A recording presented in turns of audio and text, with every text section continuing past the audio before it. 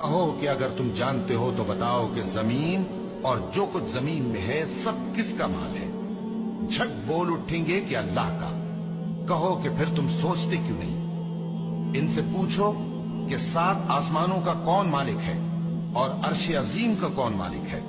بے ساختہ کہہ دیں گے کہ یہ چیزیں اللہ ہی کی ہیں۔ کہو کہ پھر تم ڈرتے کیوں نہیں؟